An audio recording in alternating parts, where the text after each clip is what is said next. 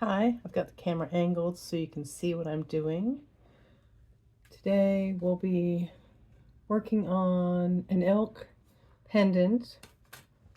So that'll be sterling silver. I've already drawn it out and cut it out with little trees. And the first thing I do is take rubber cement, and this one I've already attached. It's just printed on printout paper. I do also print my designs sometimes on shipping labels. It's just that the shipping label sticky can get really hard to get off. So just put a thin layer. This is 20 gauge sterling silver that I'm using. I'm just making sure that it fits.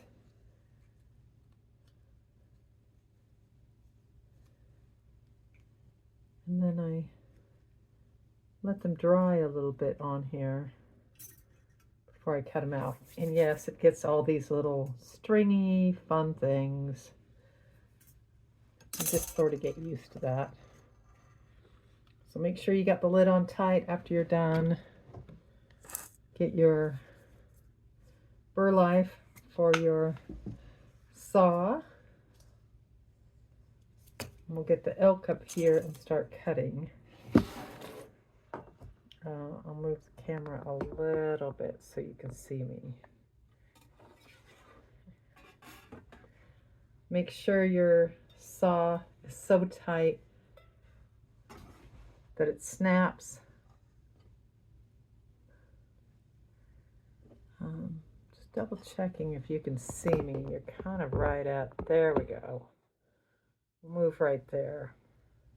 So when I start, I put my finger up to the blade, go up, and that gives me a little notch to go in.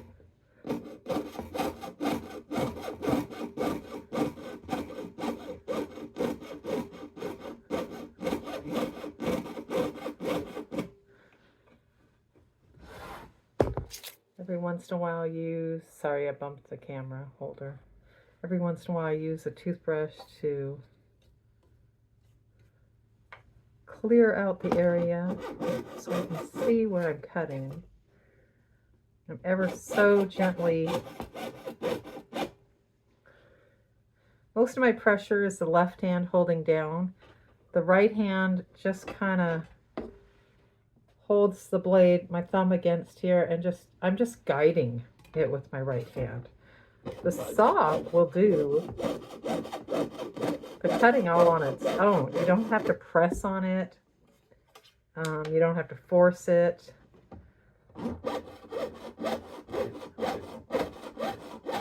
Just go up and down slowly.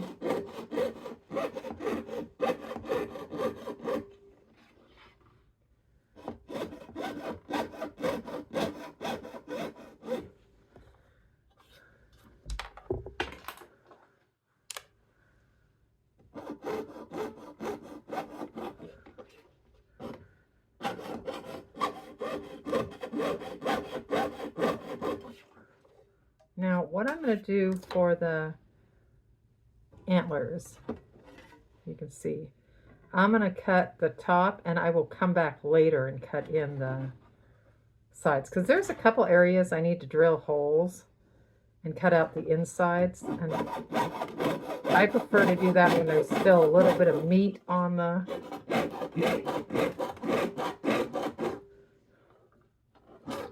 so since my saw won't go any farther, I'll back out. Just follow your line very carefully. You can also loosen your saw at this point if you want to. Again, get my nail right up against the blade as I start. Go up, down, straighten up your saw blade, and go into your design.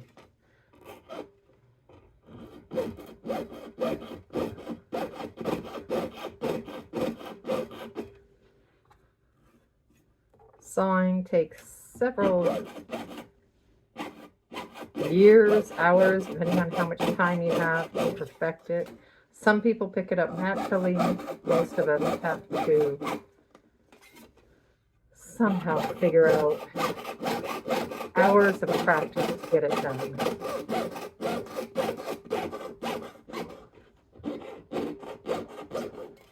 So once I have the biggest part, the meat, off it, I'll put away my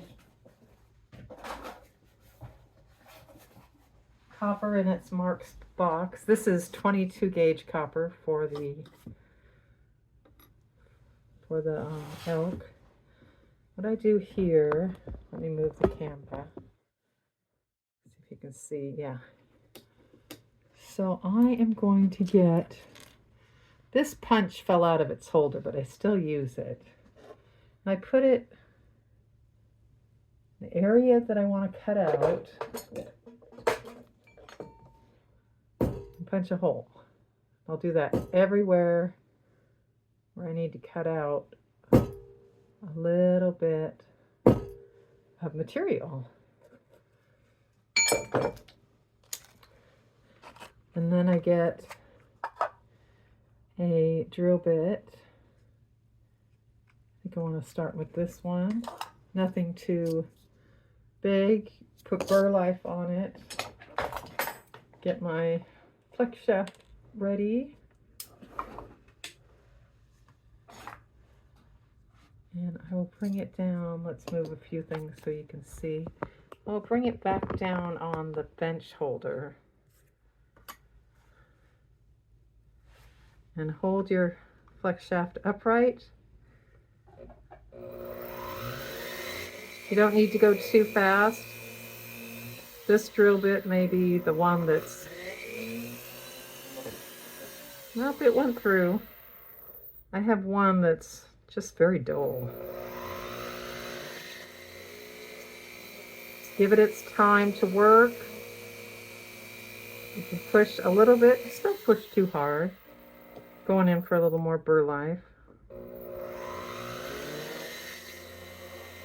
You don't want to break the drill bit, so you want to hold straight, not move it around, because that'll break the tip.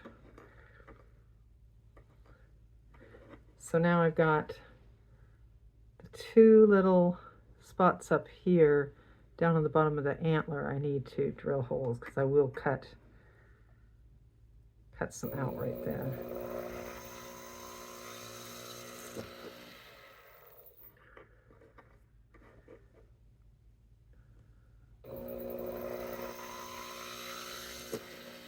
Okay. I'm going to take the drill bit out, put it in its container.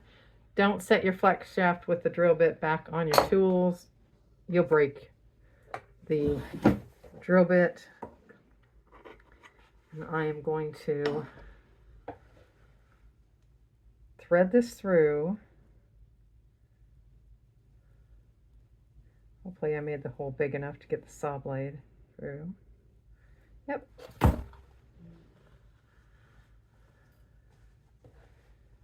Pick that stuff up.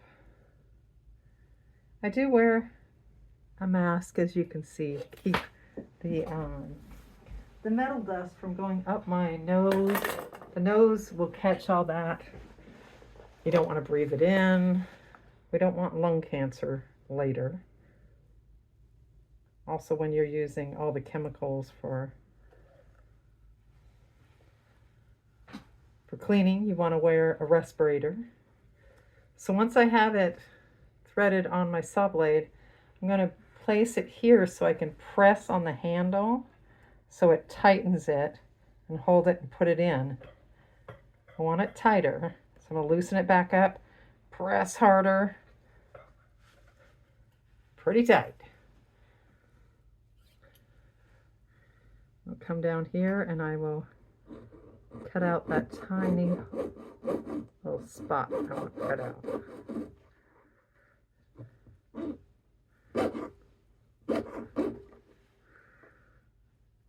You just need to be really careful.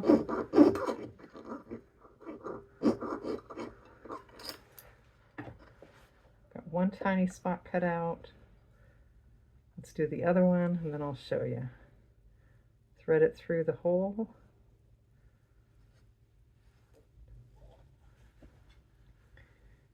press on your handle to get your blade as tight as it can. Tighten it up.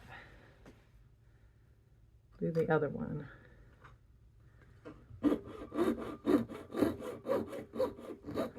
Now I'm going fairly slowly. It's just a tiny bit I'm taking out of this area. When you go around corners, keep sawing.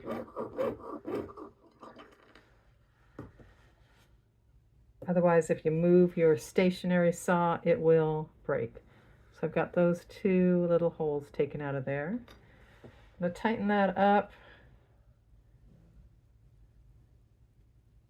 Actually, I'll stop and I'm going to pause while I do these two holes and this cut, and then we'll come back to show you the antlers. Okay, so I've cut out the bottom legs and the base. We'll put on a little more burlap, and we'll start the antlers. My plan is to go in each one on a V and get it out. Cut out the excess. Sometimes I've cut it out all at once.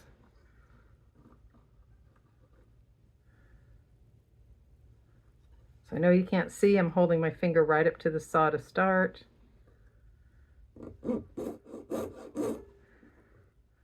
And I have to hold the body while I cut.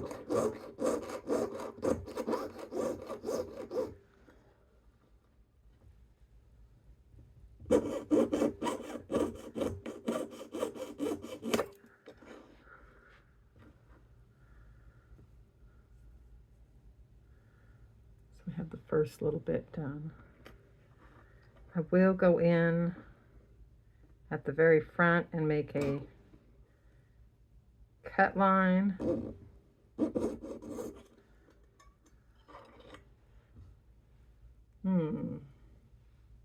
We'll come back and figure out that front. I'll move on to the second tines of the antlers. Go slow. Hold your design down if you have to. Sometimes I didn't get rubber cement on that one little part and it'll pick up. So when you're going around a corner, make sure you got room to move that saw up and down. Keep sawing. I'm just going to go around that little antler and keep going in that space. Can't see very well, so I'll clear that up.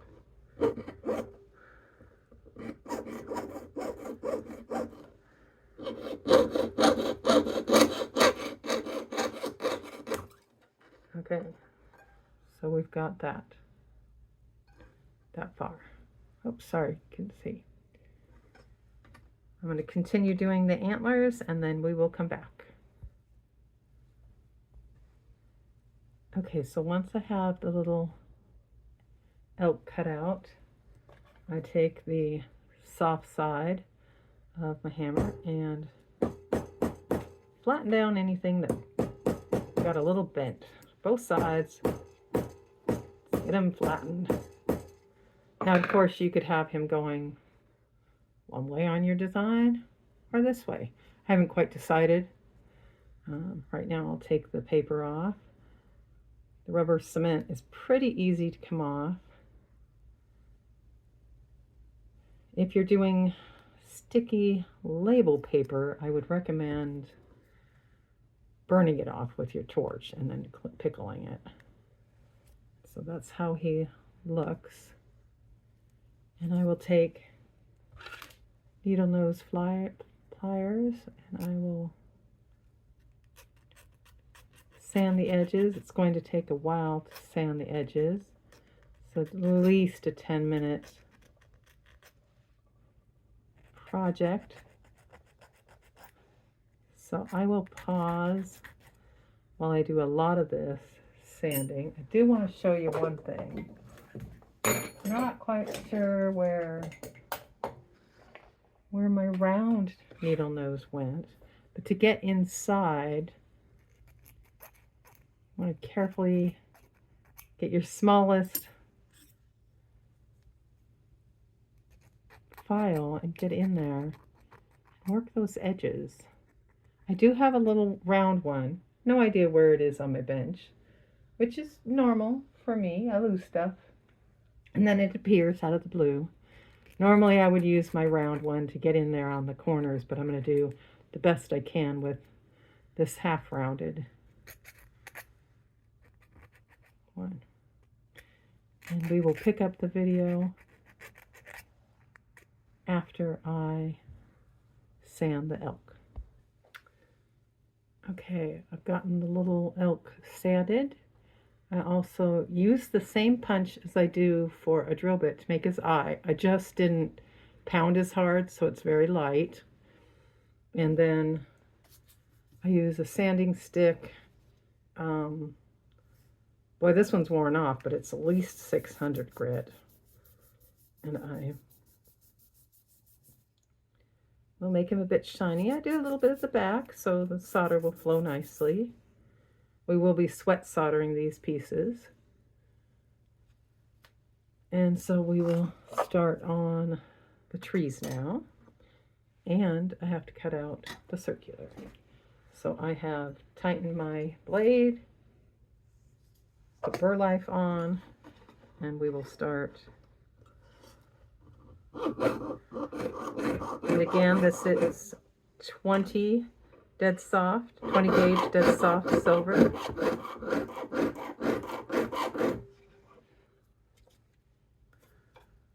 I have a catch drawer that'll catch my silver filings. I always say I'm going to do something with them. Occasionally I actually have, not a lot.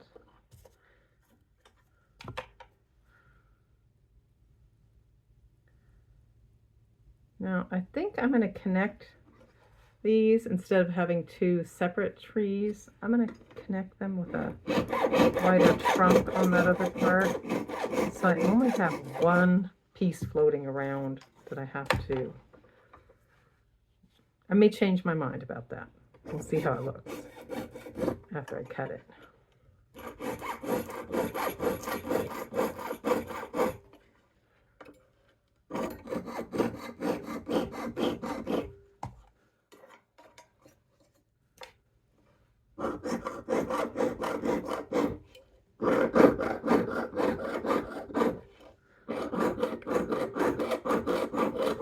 Getting quite a bit of chatter, so I'll add more burr life.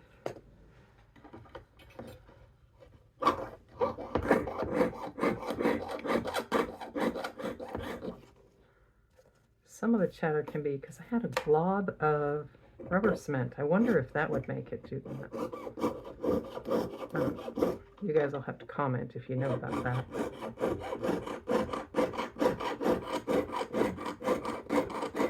I don't necessarily worry about getting it perfectly straight. This is a tree, some bumps would be nice.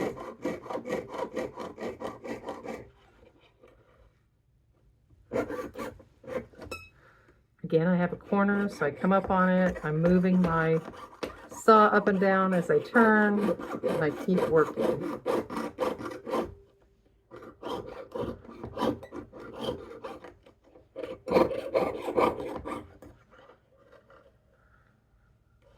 Okay, so I almost got stuck because I turned without having my saw down. So slow down, keep your saw going, clear your line of sight.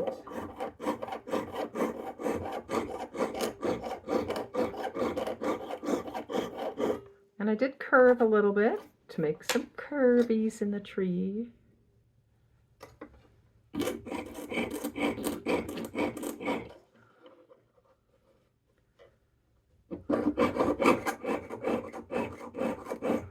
Tough part is holding it down in all the places you got to hold it down, otherwise it wants to pull out.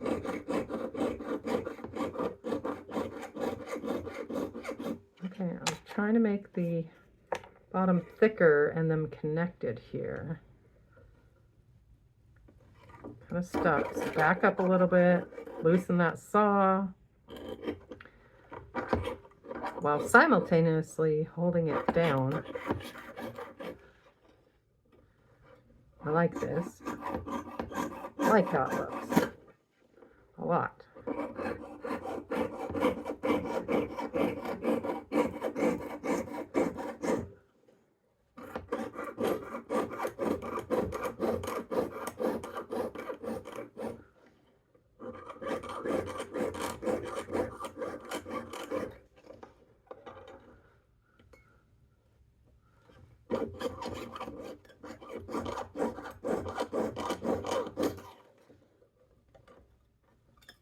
Okay, I'll show you how the trees look so far. So I saw over here. Now I'm still going to have to sand it with my needle files, and I need to add the birch bark decorations. So what I'm going to go through is all my little stamps. I'm going to find the one with a straight edge. Got pretty lucky. We didn't have to go through too many. I do take a scrap and make sure it's the line that I want. Yep. Some of them have a little half arc, and I do mistake which ones I want sometimes. So I am going to get a mark on that tree, that tree. Once the patina is on, the marks will show up really nice.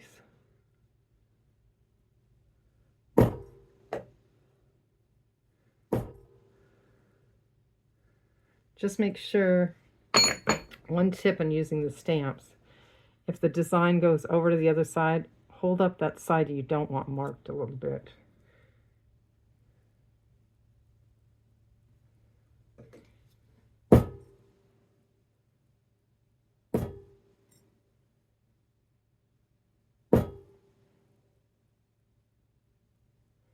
So I'm going to continue to stamp my design, take off my paper, and sand, and we'll come back. Okay, I just have them laying in the circle I'm going to cut out, if you can see them. The tree and the elk. We're going to get our first layer of sterling silver. I may or may not put another one behind it. I have to see how this looks once I get it done. My initial design was to have another one behind it, and I still think I'm going to go for that, because once I get the patina on there, I want the kind of halo around it. So same thing, burlap, cut all around the circle, sand it, and I'll catch up with you after I do that. I've got this one cut out, not sanded yet, but I just put it down kind of where I wanted it, and I used a fine tip Sharpie to draw the other outside. And that is how I will get the two layers on the bottom. Now, one of the sanding things I do on the other, well, this one you can see I've worn down, but I'm trying to sand the sides as much as I can. I think we're going to have to throw this one away.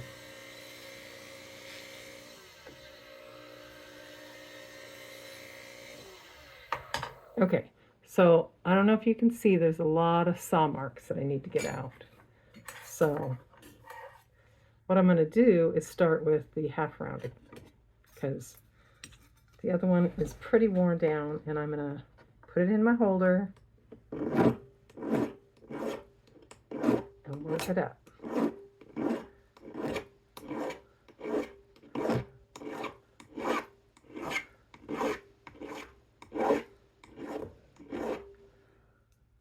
And I don't know if you can see it, but it's getting much smoother there without the sand marks, or the file marks of the saw and the little tiny saw blade.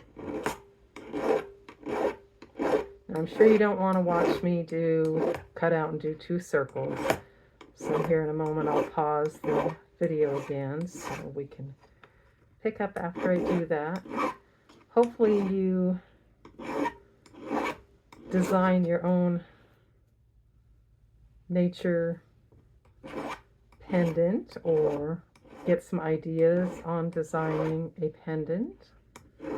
And step by step, we still have a ways to go.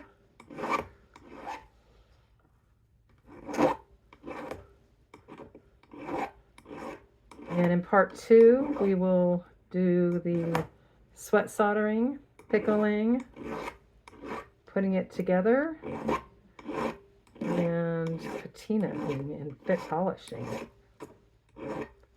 There, of course, will be still more sanding, more filing. There always is. So I will see you in part 2.